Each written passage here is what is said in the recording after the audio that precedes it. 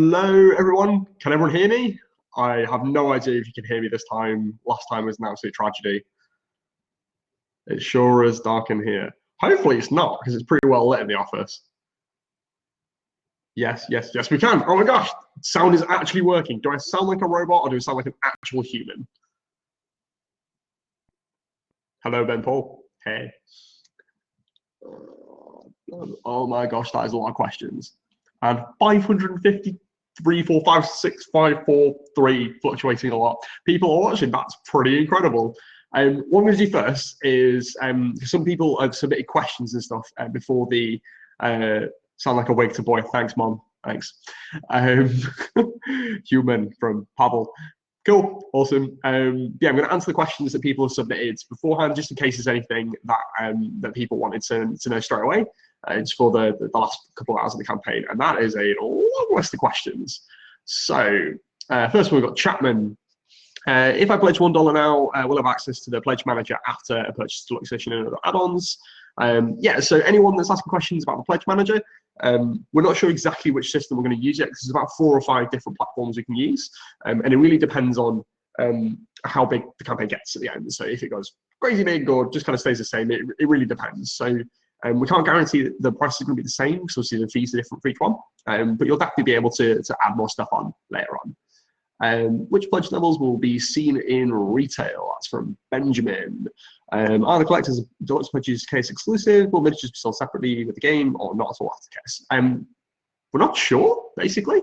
It really depends on what retailers want. Obviously, we've had quite a few retail orders already from hobby shops in the US, in the Far East, and some of the UK as well, and a couple in Canada. But it really depends kind of long term, you know, what distributors want to pass on to retailers. The only things that will be Kickstarter exclusive are things marked as like specifically Kickstarter exclusive. Hello, Lindsay Neverlinen became backer number 6395, and Branimir Radzik. I butchered your name, I'm so sorry. 6396. So, but yeah, so the Kickstarter exclusive out of time cards and the alternate art start and exit tiles, they'll be Kickstarter exclusive. No one else is going to get those at retail at all. If we have any left over, we'll probably give them out there 3Ds and stuff at conventions, but we're not going to sell them. They're going to be Kickstarter exclusive to you guys. Any spares to say we'll give out them like prices and stuff, but we're not going to be selling them in shops or online or anything. But yes, in terms of like what will be seen at retail, it really depends on the retailers. We've already sold loads of like of collector sets and stuff with miniatures as well. If retailers buy deluxe sets with the miniatures pre-packed inside them, that's what you'll see in your shops. Obviously, the prices will be a bit higher than the Kickstarter, obviously, but this also be pretty affordable. Okay, so we'll answer that one. So from Derek, hello. I want to pledge the deluxe set. How do I add the horror miniatures to my pledge? What you need to do is add £12 to your pledge level. So that's the same basic system for any add-on that you want to add to your pledge. So how you do that is right at the which way my fingers, I don't know. At the top of the page, right next to the video and like the statistics and stuff, is a button that says Manage Your Pledge. So once you selected your pledge level, confirmed your card and everything, there'll be a little summary of like what you've pledged, what it includes, and a little description and everything. And then there'll be the number, obviously the pledge value, and you can adjust that manually. So you can just type in a different number, and it just changes automatically. So all you need to do is add 12 to that number, and then you've got the horror miniatures. You don't need to worry about sending us a message or anything telling us that's what we've chosen. When we do the end of campaign survey, pledge manager thing, that's when we'll clear up exactly what everyone wants and where they want to ship to and what extras they want and all that kind of stuff. Okay, next question. If I pledge, yeah, so we've already really answered that question, so you can do stuff in the pledge manager afterwards. Aha, here we go. So Kimberly's asked a cool question. So new to Kickstarter, if I pledge the deluxe version, do I get all the miniatures based on expansion? So all I need to do is add the horror miniatures. It was really a question, but basically, yes, you're right. Yeah, the only thing that isn't included miniatures-wise in the deluxe pledge is the horror miniatures. Bear in mind, if you're on the personal edition or the immersive edition, we've chucked those in for free. So it's only deluxe collectors, etc., and down the sort of pledge graph. that you need to add for add your £12 for horror miniatures, or I think it's like $15 if you're in the US. Best to check on the page. My memory is awful. Interesting question. So Christians has asked, will Sub Terra be getting more expansions in the future? New characters, 3D tiles, new environments, new enemies? And are there any current plans for expanding this IP, or will be moving on to completely new ideas going forward? Good question. No idea. We've got ideas. Well, I mean, we've got ideas of stuff we want to make. You know, me and Tim were chatting like yesterday over email about a cool idea he's been working on, sort of in the middle of the campaign, which should be pretty cool. Not yet something we can like announce because it's really early days. But yeah, we're still working on it. Like, people clearly like, you know, the stuff that's been made so far, and we're really excited about that, and you know what opportunities that gives us to make new cool stuff. So we're definitely going to be looking at more Sub Terra stuff. I mean, as you can probably tell, you know, from stuff like the graphic novel, from the app, from the development diaries, all the artwork and stuff, you know, there's something we're really heavily invested in as a kind of story in a world. So, you know, we'd love to be able to create more stuff from Sub Terra. In terms of other ideas, you know, we've got our next project scheduled sort of like end of the summer this year, so probably after the UK Games Expo. Hopefully be launching that on Kickstarter as well. That's a completely different IP from another designer here in the UK again. But yeah, so there's kind of lots of stuff going on, but in terms of Sub Terra, we're doing more stuff of some description in the future. Okay, answered that one, okie dokie.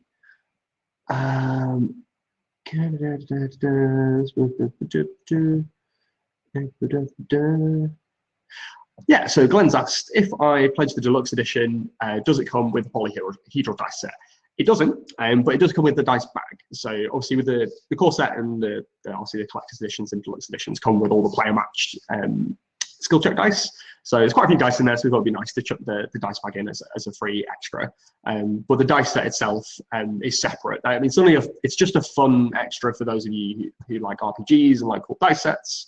But yeah, it's an add-on, so it's £15, and it also includes another dice bag to keep them in, so you can keep them all sorted together.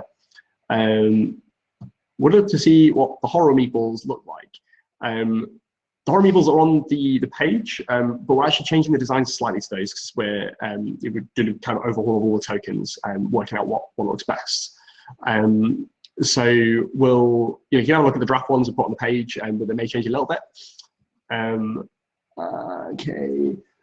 While making Sub Terra for Tabletopia, what challenges do you guys face making it not only playable for you? Right, it's very cool. Also incorporating multiplayer with the board games. That's an interesting question. So sorry, I currently have a hamster who is trying to escape from a tiny wooden castle, and it's really distracting.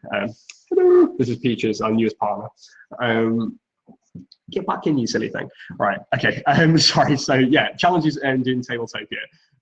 So when we were doing it, there's quite a lot of like technical things that you need to sort for Tabletopia. So making sure you get everything in the right file types. It's kind of similar to when you're prepping stuff for print. So making sure everything's kind of in the right format to make it work. And things like magnetic mapping as well, which is basically a thing to make the pieces stick to the right bit. So it's quite faffy to make everything sort of go in the right place when you're like clicking with a mouse and stuff. So it's easy, basically, these little sticky patches that you can't see obviously on the thing, but you need to set all that up. So it's kind of a fiddly process, but it's not too difficult to learn. It just takes a little bit of time to get used to. But it's one of those things where it's another platform that you have to learn. Okay, next question. Wow, the hamster crawls up my arm. Okay. Kimberly, will the horror minis be included at any pledge level, or are they exclusively an add-on? They're included at the personal edition and the immersive edition, but for the vast majority of people, it's an add-on for £12, or it's around about $15, I think. Right. So what? I'm gonna just like say hello to Hamster. She's just not. There we go. Say hello to everyone. This is Peaches, everyone. She's the motivation department. Cool. Right. Okay. I'm gonna give the hamster away. There we She's not distracted. You just like run at the screen. There we go. Cool. Sorry for that distraction, guys. So does anyone know if Norway counts as EU shipping destination? I know it's not EU per se, but it's in the EEA. If I could just like magically count it as the EU, that'd be awesome. But unfortunately not. The reason it costs extra to send to Norway is because basically the shipping agent has to spend extra time filling out the customs form, which is annoying, but unfortunately that's the way it is. I don't have control of the shipping charges. We've subsidized everyone's shipping, because particularly for people who aren't in Western Europe or the US, because shipping is brutal. And for us, like on average, it's fine. But for individual people, it can be quite prohibitive. So we basically subsidize everyone's shipping, including US and UK, to make it affordable. But unfortunately, we can't count Norway as an EU shipping country, unfortunately. It's really exciting seeing all of these backers just rolling in the corner. So welcome to Greg, backer number 6,411. Welcome to Oran straight away, backer number 6,412. Getting pretty close to being number 2 back project in the UK, which is mind-blowing. But yeah, we need to get to 6,591 to beat the Plague Inc. board game. So we'll be wedged right between them and Dark Souls, which is kind of ridiculous, but super exciting. Good question. So Ian's just asked, what was your favorite stretch goal that was unlocked during this Kickstarter? I think the app, for me, is like I said, obviously, like there's loads of cool stuff going on with a lot of the products and sort of improvement stuff. But I think for me, it's like unlocking the app thing was like, probably the most exciting thing we added to the box was the horror miniatures, just because that had so much involvement from backers. That was a really exciting part of the campaign. But I think the app's really cool, because it's like it's something that we thought we'd never really be able to do. So it's just going to be out of reach. We're never going to have the funding for it. But getting to that point was really exciting for us. I'd say that one. Okay. Nice question, Glenn. So Glenn Yuns just asked, what other games are in the works for ITB? Probably don't want to give away too much at this point, but my phone's going off now. The next project we've got in that's coming to Kickstarter, like I say, about sort of the end of this summer, after UK Games Expo, is kind of tentatively called Newspeak. So any dystopian fiction fans will immediately realize that's a reference to 1984, a George Orwell classic.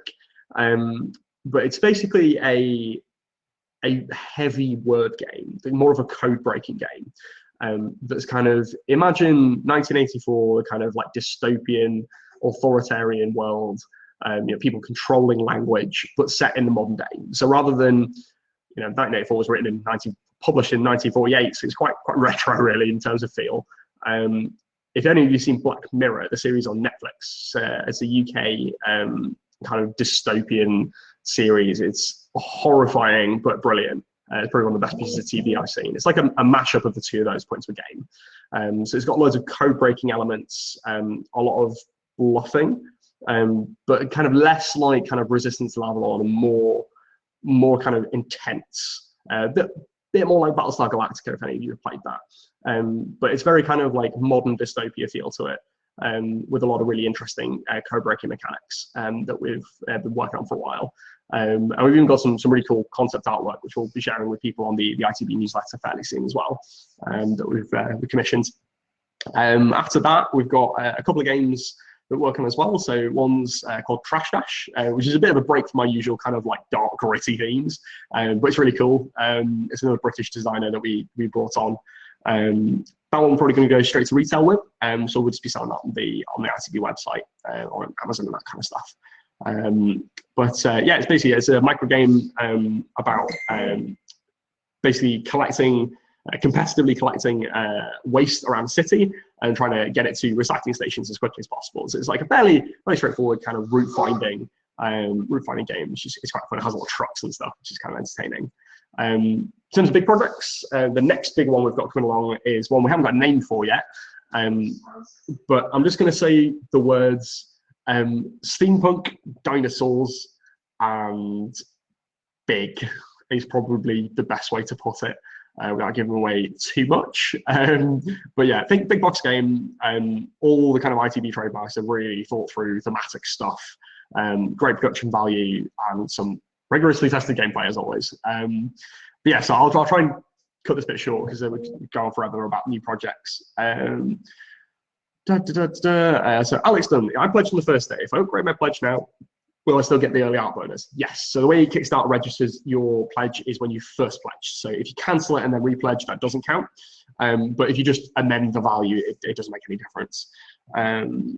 Okay, will the cards have UV reactive ink so you can play in the dark? Yes.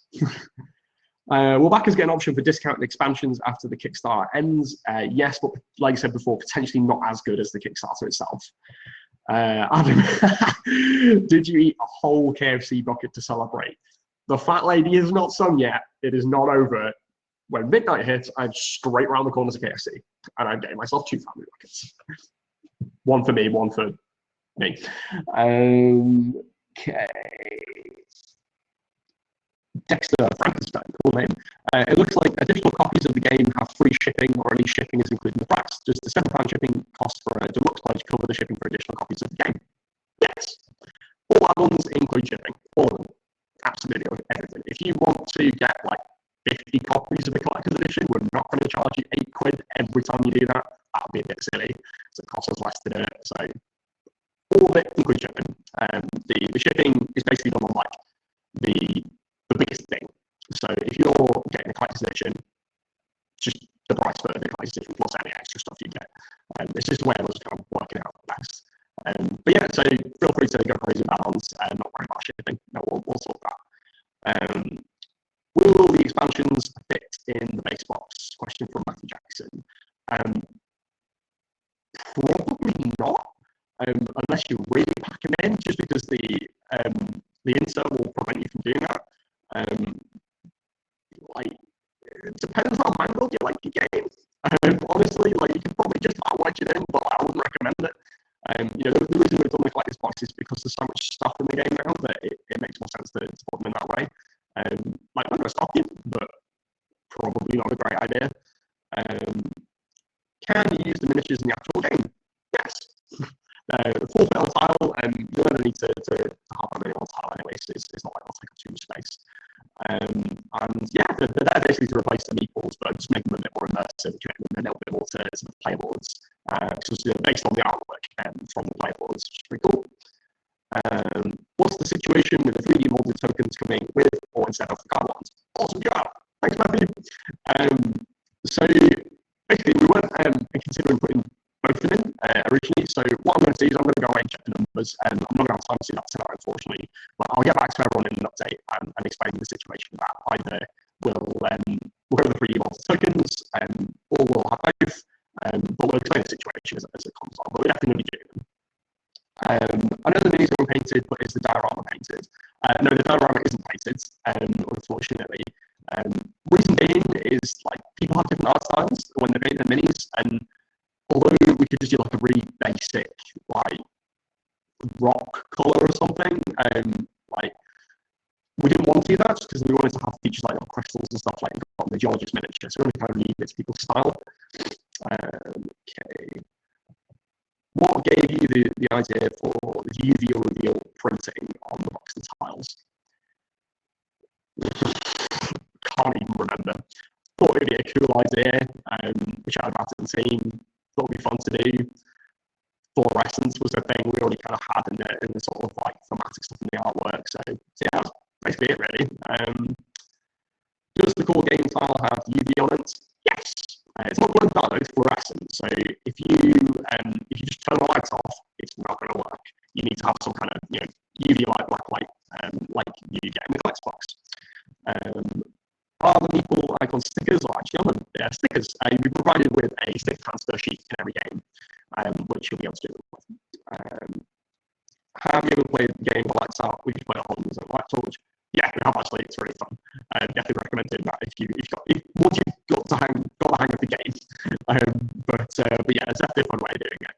And if any of you are coming to the UK Games Expo, we're going to be doing an immersive version of Sub Terra, where you'll be in an actual cave in the middle of the NEC, which is a big exhibition space, and there'll be sound and light, and well, not so much light, but lighting.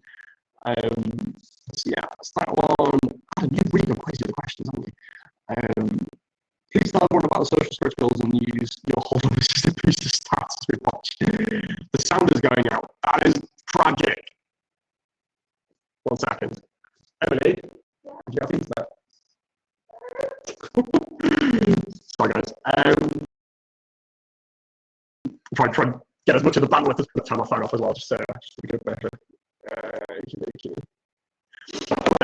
Yeah, so social goals. So we put a few things at the end as a kind of like fun extra to supplement the stretch goals. So we basically wanted to pack out that Kickstarter exclusive little fun pack. So we've got the out of time promo cards, we've got the alternate art desert. My brain is just not working today. The desert lands, it's on exit tile, frozen jungle. It's like exit tiles that we're hopefully unlocking. We've unlocked the frozen one already, and the jungle one's coming soon, hopefully. Yeah, how it works is we've set a goal of 3,000 Facebook likes on our page, 5,000 Twitter followers, and the next one is getting the number 2 spot, most backed project in EK for TikTok games, and we're pretty close to getting that. So I'm pretty sure we're going to get those extra start and exit tiles, which should be really fun. They'll add an extra bit of flavour to everyone's game. Can you chat since the audio is broken? Yes, once we've got through these questions, I think. Jake Tucker. Everyone, this is my business partner, Jake. Can you celebrate by buying yourself a jumper with no holes at the elbows? I have. I'm just going to prove this to Jake. Look, no holes at all anywhere. I have fully sorted jumpers. Right, okay, I'm going to go back to the chat.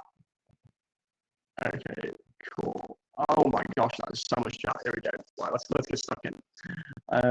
We can hear you. All right, just as a sound check, guys. Can you hear me okay, or is the sound going out again?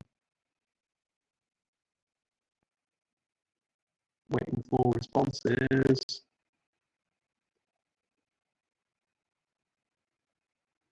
No. Oh dear.